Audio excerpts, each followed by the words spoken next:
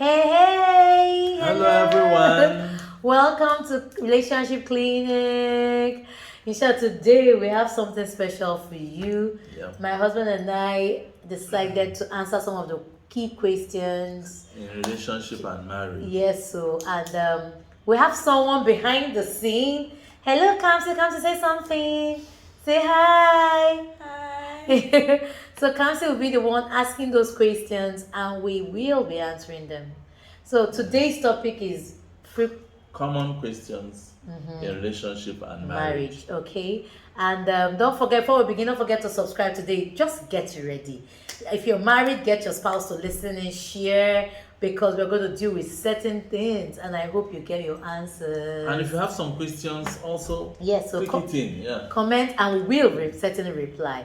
Okay, and don't forget to subscribe. This Keeping Marriage Alive Initiative YouTube channel. Subscribe and comment. We're on Facebook, Keeping Marriage Alive. On Instagram, Keeping Marriage Alive. And of course, on Twitter, we are Live KME. You can send us a WhatsApp chat +2347088765212. And yes, email. We want to hear from you. Keepingmarriagealive@gmail.com or info@keepingmarriagealive.com or ngrich@keepingmarriagealive.com. So let's begin. Bring the questions. Bring them. What are they? Okay. Question 1. In choosing a life partner, what is more important, love or friendship? That's a tricky one. Both factors are key. But I'll choose friendship. I'll choose friendship. How can you just go straight to choosing friendship like that? Yes, I've always believed that the aim of marriage or relationship, you move from knowing the person however you met, growing and understanding each other better, and becoming friends and growing to become best of friends. Remember how it is, even if it's not married, you have a best friend. You can do all things, forgive each other, but now it comes with more commitment. That's just different. Marriage comes with great commitment and responsibility. But if you are friends, you are better able to cope and manage together and tolerate each other. Love can, if it's not agape love can disappear.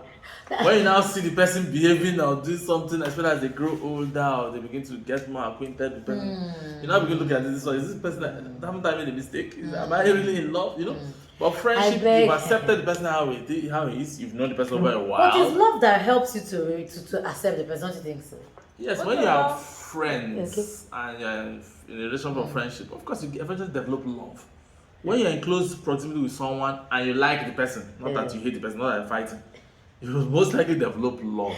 Because we didn't marry in love, that's why he's saying this. But yes, What's about those best friends that know that it is not possible? They are their own. Try to marry and test a relationship or And I like that. This thing you said is very key. I had a friend, everybody assumed that we were best of friends. So when they suggested that he would be the one I would share life with, I was willing because I knew as much as we were very close friends, he was not fit for the kind of husband I wanted. It's not for everybody. Because you're best of friends, you know what you really want to. You decide. So there are people that are in love and they kill each other. That's not love. And that's where I was going What's to. that? No, that's not love. When you love someone, truly love someone, the things we call love might not really be love. Love is a simple definition. Love someone, love your neighbor as yourself. So true love is based on treating someone the way you want to be treated. And if you cannot pass that test, then there's a problem. And for you to pass that test of treating each other the way you want to be treated, you need to fall in love with God. So many of us prophesy or speak that we love one another, but in truth, we have not grown the capacity because by ourselves, we can't love. Okay, that's something. Yes, that's something. yes. Yes. So what all we say we love, we question it. We start from questioning it.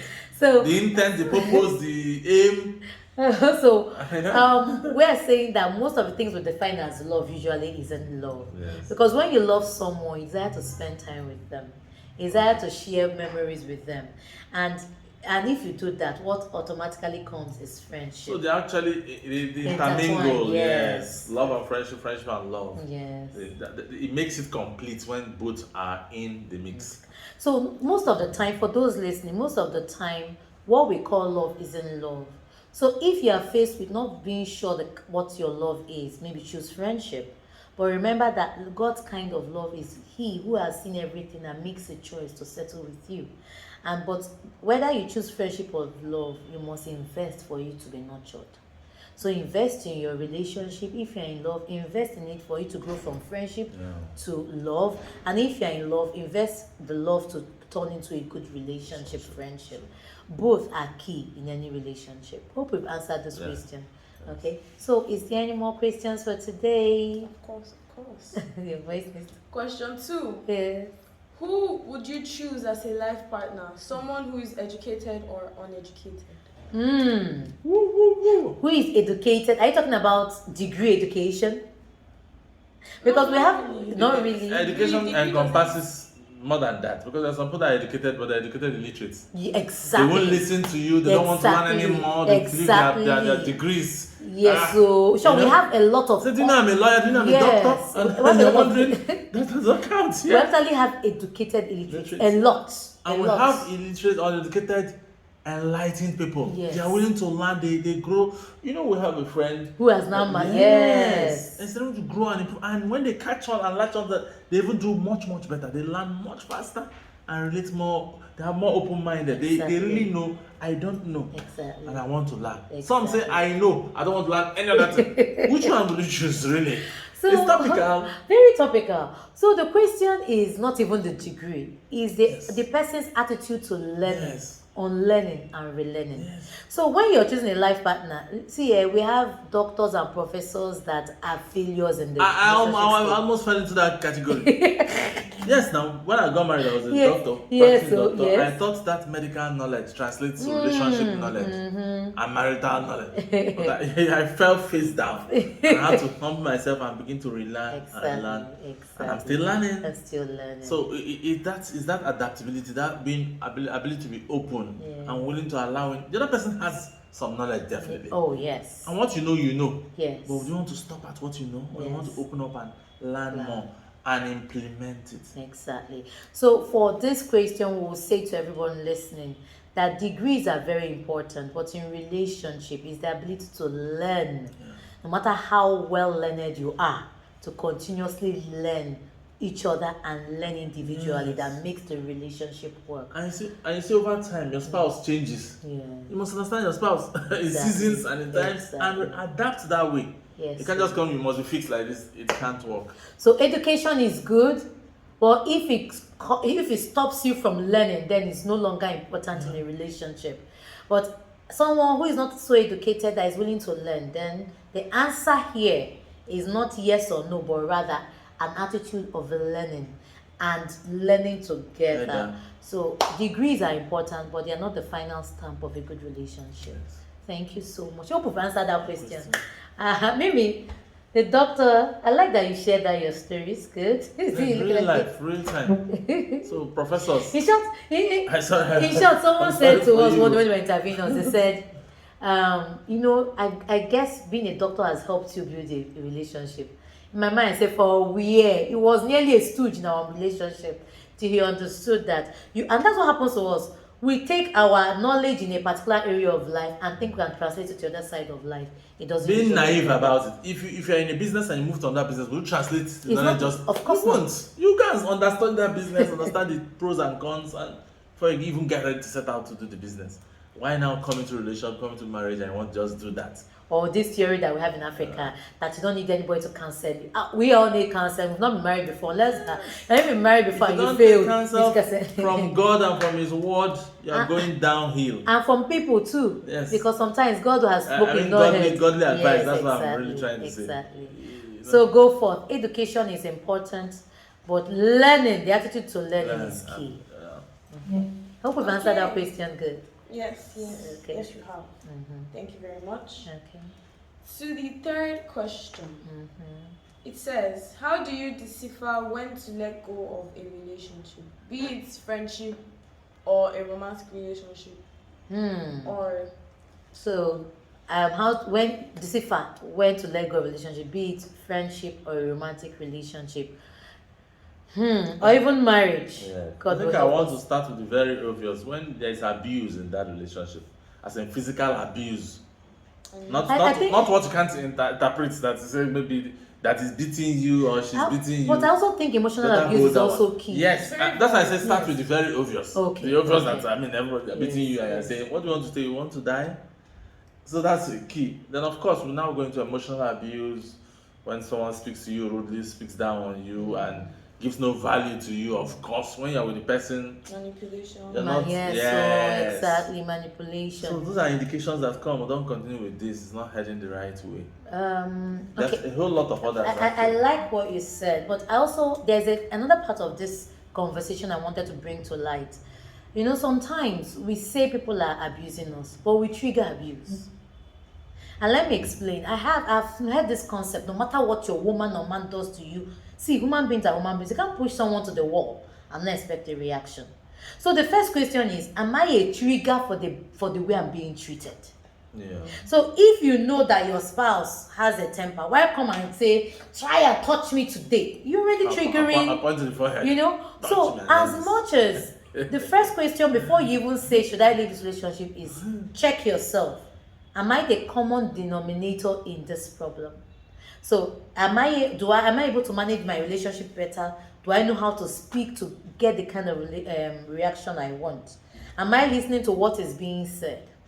Yes, and also a part of that is playing the victim.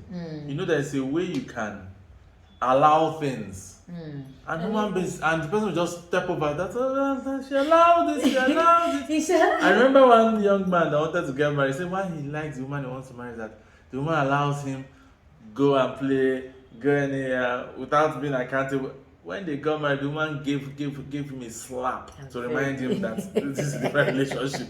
You know, so people, as they say, if you call yourself a monkey, people give you bananas. Exactly. They know you're a human being, but they'll give you bananas. And if you allow it, the next thing is coconut. Okay, so 3 key things that you must take that will help you to decipher if you should be in a relationship or friendship is, how do you feel with them? Do you feel safe? If you don't feel safe, identify why you don't feel safe with them. You know, there is what we call internal instincts that keeps people at bay. If you don't feel safe in a relationship, be it friendship or not, there is a signal telling that something is amiss. Please address it. Yeah. And if you can't address it, separate a bit to know why. Safety first. Yes. And sometimes you don't understand why. It could be, so that is very important.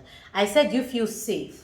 Because, and then the second thing is, there is one quote we shared. Please, if you have not joined our relationship quote, we have a Fuel Your Marriage quote that we send daily.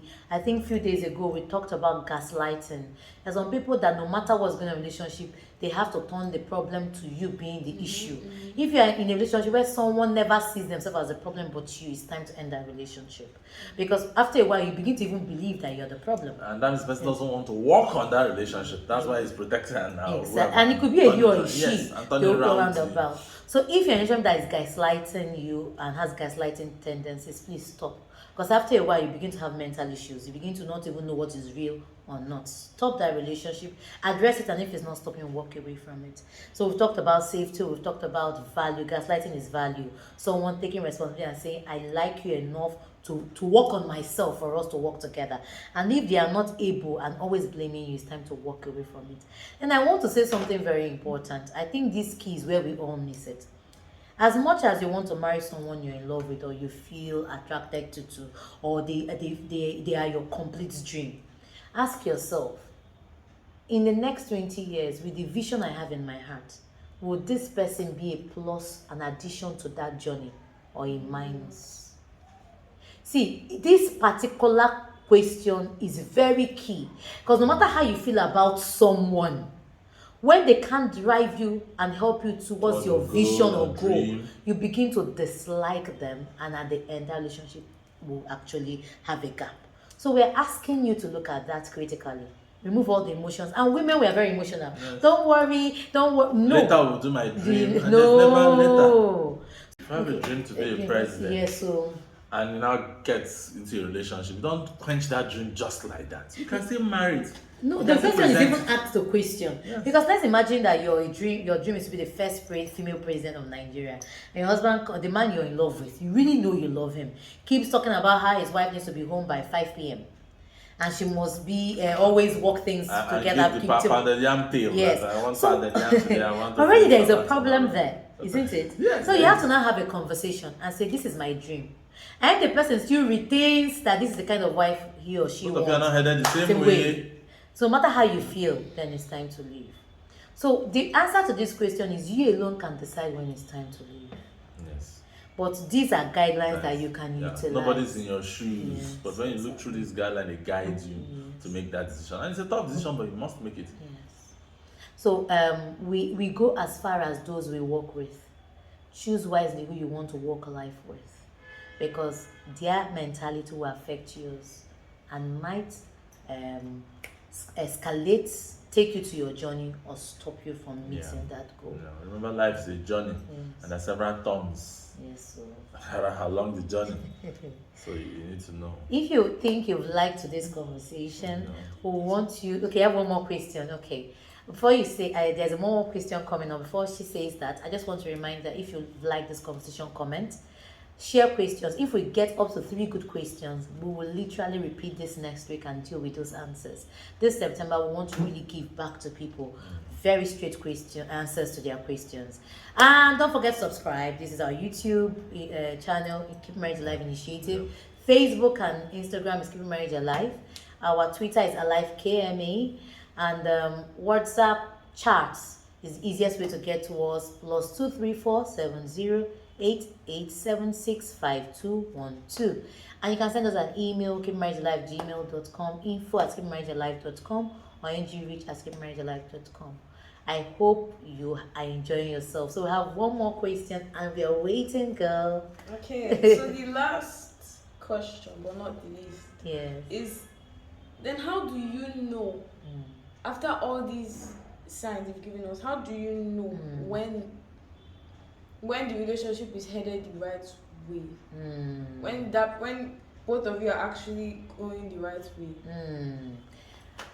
I think for the years we've counseled, I heard something very key from everybody. They say, at the time of saying yes, I had an unrest in my heart. I had an unrest that something was wrong. So I think how you will know is that when you close your eyes, there is peace. You might not be sure of how tomorrow will be, but you just feel in you a knowing. It's a knowing that you cannot fathom. So anytime you feel that there's a disconnect, it's a sign that something is not aligned. So I think the first knowing is that peace. For we Christians, we go further to pray. And see, this one is not to go and be meeting pastors by yourself. Get a word of confirmation. But that word of confirmation begins first of all with peace, and that's my own. And even if there's restlessness, that restlessness does not mean that's not the person. It means there's an issue to be dealt with. So take time, deal with that issue. So how about if you deal peace? So no, you can't force peace. So how about if you deal with that issue? You know, how about if you deal with that issue and that issue is not you find the issue and deal with it, and the person is not responding to that issue being dealt with. Maybe it's time to step away. Yes, so whatever we deal with, we should give that the end goal should be that we should have a feeling of assurance that though I don't know what the future holds, this is what I really want. And this choice should not be made by your mother, should not be made by your father, should not be made by friends, should not be made by economic situations. Yes, it should be made by you in your darkest corners so that you can run with it. The reason why my husband and I are still in this marriage is because we made choose by ourselves. By ourselves. So and when you choose like that, you know there are consequences. That means you have to make it work. Exactly. Exactly. So any other questions, or do you have anything to say to the people listening from your end, ma'am? I only have one thing to say. I heard once concerning the how to know if that person loves you. I heard once when someone said that even if the person may not be 100% of what you want, or as people say, like your spec, as long as this person, you can see that this person is putting in effort and the person truly likes you, because somebody can love you but not like you. Okay, what you're saying is that someone can love you but love themselves more than you, so they will not put the effort necessary, or put that like their toxic traits, not work on them, which now becomes an obstacle to both of you. So if the person is putting effort to work on themselves, move forward, and if the person truly shows you that okay, this person really wants to make it work, then I think that's good. Yes, I agree with The you. place of potentials is well noted. Well noted. God never gives you a fully At all. matured. You have to cultivate it out. Cultivate it out. I know what cultivation means. You prick, you add, you smoothen, you prick again. Bishop, maybe You to bring share out, this. yes. And thank you, Kamsi, so much. We are privileged to have I would like to have our moderator today, who Yes. happens to be our daughter. Thank you so much. She's in town and it's a privilege to have you here. And I wanted to share something. Mimi, when we got married, after some months, I was about to drop my husband at work, and I picked a friend's mother, Chima's mom to be exact. And when we were in the car, you and I was talking. When I now dropped my husband, she now said, "Please don't be angry. That guy looks familiar. He looks like your husband, but is he related to your husband?" I said, "He's my husband." I said, "Ah! How your husband is as fine as this? I didn't know." Marry potential. Yes. What you're seeing today is potential that has been harnessed and that is bearing good fruit. You know, sometimes you say, "I want to marry someone that is very rich." What is it that you're bringing to the table? If that's their last bus stop, you've got nothing. There is ownership when you contribute into a relationship and see someone become because you played a part in it. Yes, It it's takes, very it important. takes discerning eyes, not physical eyes. It came in. Someone said, "Short, people have been saying to me, I would like to marry someone like your husband." And the lady that cleans up for me said, the lady that does my nails said, "Would you have loved to marry him how she met him?" That's the question I want to leave with you. Exactly. Whoever you're aspiring to marry today, if you had met them in their rough state, would you have chosen them? Think about it. Thank you, everyone. That's a good question. Bye. Bye. Bye.